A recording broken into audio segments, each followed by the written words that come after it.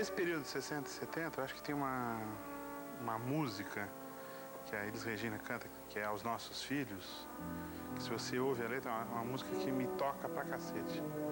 Entendeu? Perdoe a cara amarrada, perdoe a falta de ar, os dias eram assim. Perdoem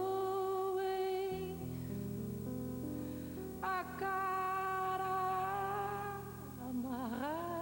Uma vez que você nasce, isso daí você tem que se adaptar. Essa é a sua história, essa é a sua vida, entendeu? Nasce clandestino e isso significa você ter um outro nome. Meu nome não era esse. Apesar de ser Priscila, tinha um outro sobrenome. O nome da minha mãe era outro, o nome do meu pai era outro, enfim. Ele estava acabado de nascer, o nome dele era Gregório. Mas já Gregório já era um nome conhecido pela repressão também, que meu pai já tinha um filho chamado Gregório, todo mundo sabia. Então resolveram trocar porque naquela época todo mundo pegava nome parecido com o nome.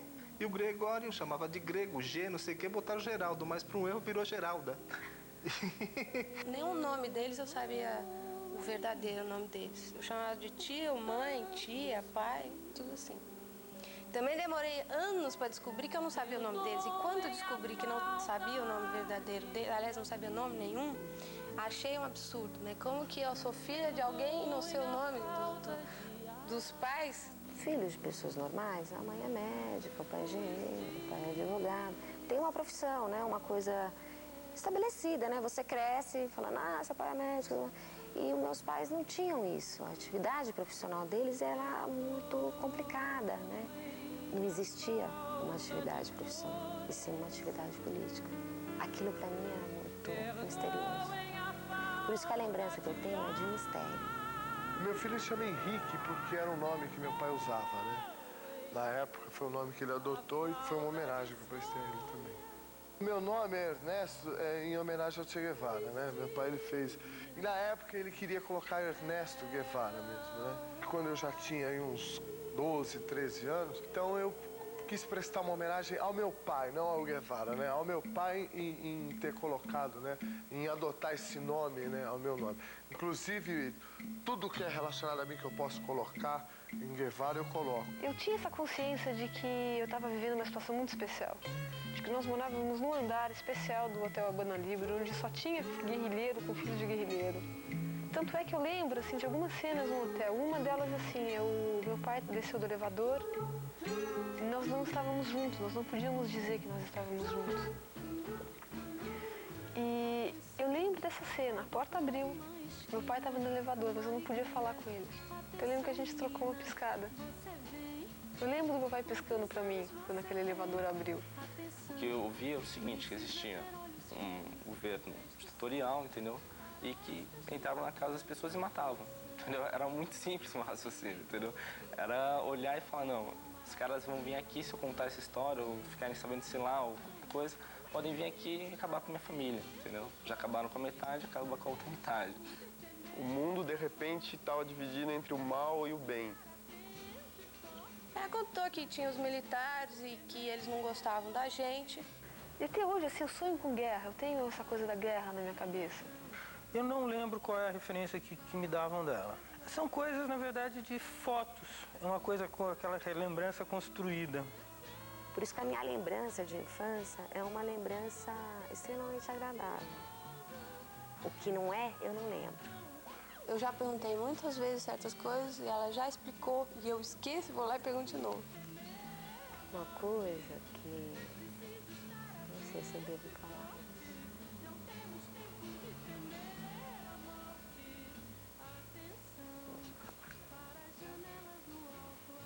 De repente, eu perdi um pouco da inocência.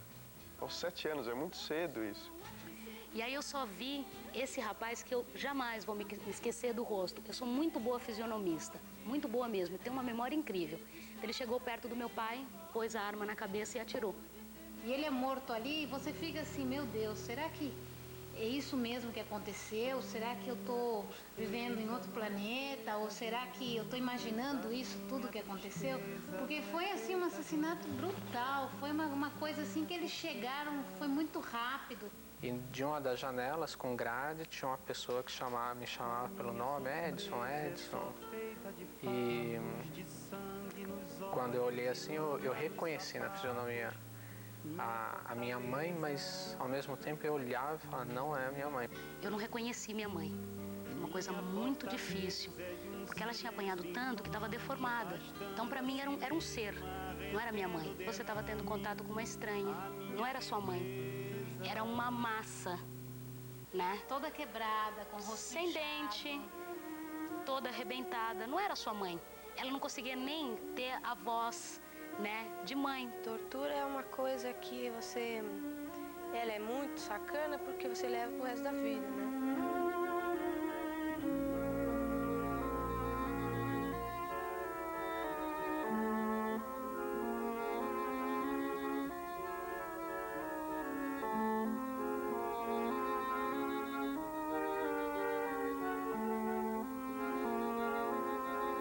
Sempre ela teve a grande preocupação de onde eu estava, mas que eu não sumi de vez, porque ela disse que ela sofreu ameaças de que me torturassem para que ela falasse alguma coisa. Porque eu sempre fiz a discussão, eu fui torturada ou não? Nesses lados eu preferia abrir um pouco mais, tipo assim, eu corto meu cabelo a zero, mas eu tenho que dormir junto da minha irmã. Meu irmão não, meu irmão era mais revoltado, ele falava, nem corta o cabelo e tem que dormir junto também, né? Então a gente bateu, realmente não sei até que ponto eles deixavam que a gente fizesse aquilo, ou até que ponto eles não conseguiam fazer outras coisas, mas a gente conseguiu manter o núcleo lá, né? Nunca nos separamos, a gente dormia, minha irmãzinha dormia no berçário, a gente dormia embaixo da cama dela. Eles levaram a gente pro Juizado de Menores. Juizado de Menores, em Tatuapé. E ali eles criaram aquela imagem assim da gente, parecia que a gente era assim um bandido assim de alta periculosidade. E eles falavam para as crianças que estavam lá, olha, esses aí são terroristas. Vocês não mexam com eles porque eles são perigosos. Quando minha tia foi lá pegar a gente, a primeira vez que a gente viu ela, chegou uma tia minha e um tio, os dois juntos. Aí não é ele. Eles falaram, não, o Vladimir é lá. Eu cheguei e nunca vi essa pessoa. Mas ela é tua tia? Não conheço. A minha tia começou a chorar, a pessoa que tinha feito lavagem cerebral, sei lá, que já ela tinha esquecido, que a gente tinha esquecido ela. Mas ela não é tua tia? Não é, não conheço, nunca vi. Aí depois, no outro dia mesmo, logo em seguida, no outro dia minha tia veio. Aí contou toda a história, tua mãe tá presa, a gente veio aqui, bababá, já todos sabem tudo. Falou, pode falar quem você é e pode falar quem eu sou. Ela falou, tudo bem, então ela é minha tia, eu sou. Aí a gente saiu. A gente saiu de lá. Na noite que meu pai morreu, eu tive uma febre muito grande, muito alta. Eu tive quase 42, 41 graus de febre. Foi uma coisa assim violentíssima. Fui parar no pronto-socorro. Foi a noite que ele morreu. Naquele momento, minha mãe, para me proteger um pouco, não deixava as coisas muito claras. Falava, seu pai morreu num acidente. Só que meu irmão estava junto e ele já sabia do que tinha acontecido. E na hora ele falou, não, o nosso pai foi morto, foi assassinado. Isso no dia do enterro. Enquanto vocês estavam lá em São Sebastião, vocês foram presos, você viu, teu tio foi preso também, que era irmão do meu pai. E aconteceu que teu pai foi preso e mataram ele. Sim, falou na lata, assim. A cena da gente pegando o ônibus, porque é longe, né? Tá, aí pega o ônibus, aí sobe aquela ladeira, aí chega no presídio, aí você passa pela revista, tá? Aí abre a grade, abre a outra grade, aí você entra. Eu levei um saco de pipoca para minha mãe e a mulher abriu o saco de pipoca, enfiou a mão lá dentro, assim, e remexeu o saco de pipoca e aquilo me deu uma revolta tremenda, assim. Eu não quis mais dar aquele saco de pipoca para minha mãe, eu joguei aquele saco de pipoca e a lembrança que eu tenho é de que eu bati muito nessa mulher, eu pelo menos tive vontade de fazer isso. Eu comecei a ver que a coisa era meio esquisita quando, por exemplo, o Pinochet derrubou o Salvador Allende. Nós estávamos lá e foi uma correria de louco, né? Então eu falei, tá bem esquisito. Acredito que dentro da minha cabeça de criança, né? Falei, que turismo louco é esse? Que nego vem de tanque de guerra. Porque tanto no Chile quanto na França eu tinha minha identidade. Eu era Marta, filha de um guerrilheiro morto. Eu lembro uma imagem que ficou gravada quando nós entramos, aquela correria, pancadaria lá na porta e tava todo mundo torcendo lá na frente, né? O pessoal, todo mundo já dentro da embaixada, torcendo porque a gente chegasse lá, né? Nós entramos correndo, aquele pavor todo. Foi a primeira vez que eu senti pavor, assim, senti o clima de estar fugindo, né? Então tem uma carta que está escrita pela minha avó, da maneira que eu falava, em que eu dizia que eu queria vir a São Paulo logo, para ficar no Hotel Apolo, que era do lado do Correio, e daí pegar um táxi e ir no trabalho da Nonola e do Ricardo, tirar eles do trabalho, mas o táxi ia andar muito rápido, que a gente ia pedir para o motorista, e o guarda não ia proibir da gente sair de lá. Então, eles iam poder sair daquele trabalho, que era o único trabalho que não deixava a pessoa ir em casa. Meu pai tinha mania dele sair. Quando a vez que ele saía, ele antes de chegar em casa, ele, numa certa distância, ele começava a assobiar. Então, quando ele dava a possibilidade dele vir para casa, ele, quando estava na esquina do lugar que a gente estivesse morando naquele dia, ele assobiava, a gente se ligava e saía correndo logo lá para encontrar com ele, é meu pai. Esse assobio eu fiquei escutando uns 10 anos. Eu achava que a sociedade me devia alguma coisa. Porque se não tivessem deixado o golpe acontecer, eu não tinha sofrido isso. Sempre tive essa visão de que não é justo, não dá para aceitar essa... Quer dizer, essa... Ai, difícil. Tirar, assim, a vida, né, o governo. Eu não sei, difícil falar isso. Quero vingar.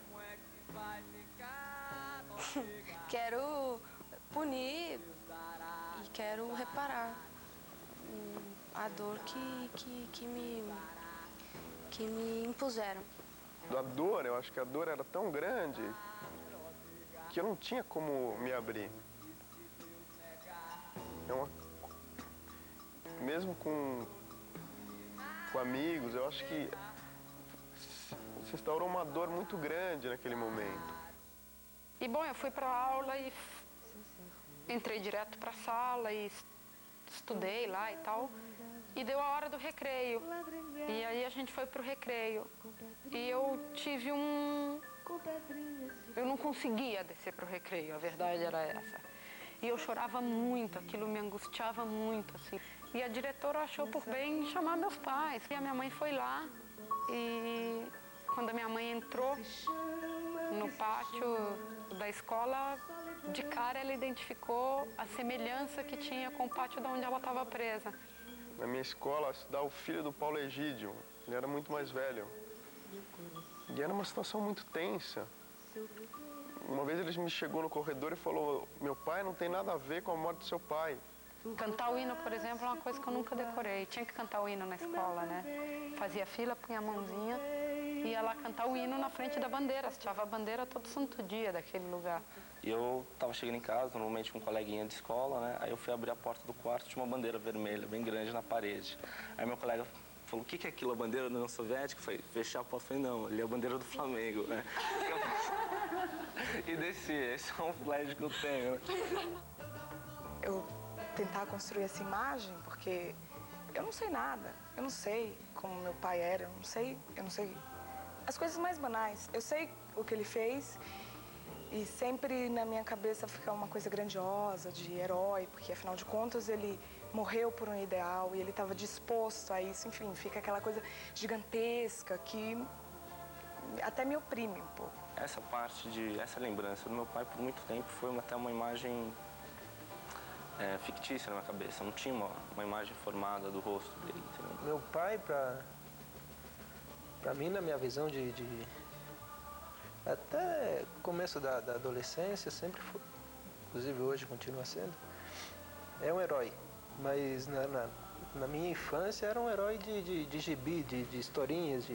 Com 7, 8 anos eu ganhei uma foto dele com 16 anos, né?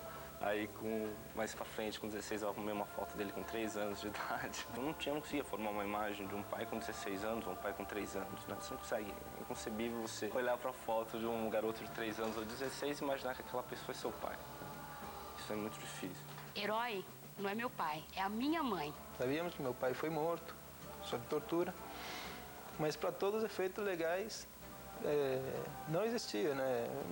Meu pai teria abandonado a família, minha mãe não era viúva. Pouquíssima coisa eu soube do meu pai, né? Então, assim, eu fiquei super contente de saber, de ter uma pessoa assim que me falou alguma coisa do meu pai, né? Porque até então ninguém me falava nada. Minha família, minha avó, minhas tias, meu tio, é como se ele não existisse, né? Até então eu não sabia nada dele. Como se um pai, assim, só fictício, né?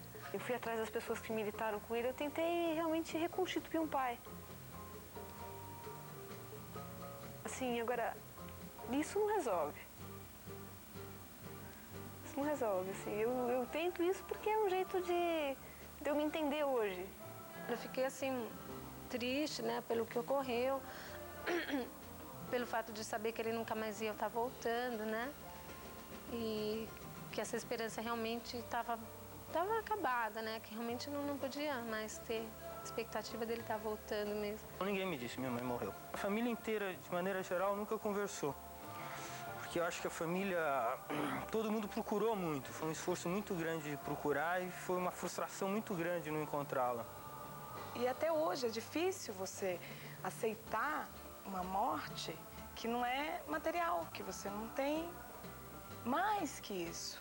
Mais que essa imaterialidade da morte, para mim ainda, a imaterialidade da vida. Porque eu não tenho, eu não conheci, né, o meu pai. Então é absolutamente pirante. Você tentar, por um lado, imaginar como seu pai era. E, por outro, aceitar que isso que você imaginou morreu. Agora, não tem ponto final.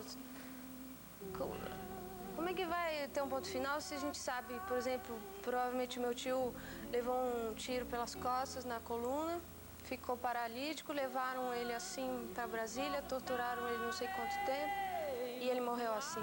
Como é que tem ponto final para isso se não tem o corpo dele, se não tem... se só tem uma foto do 3x4 dele? É isso que existe do André Grabois. E a memória da mãe dele, que daqui a pouco vai morrer, porque tá muito velhinha, da irmã dele.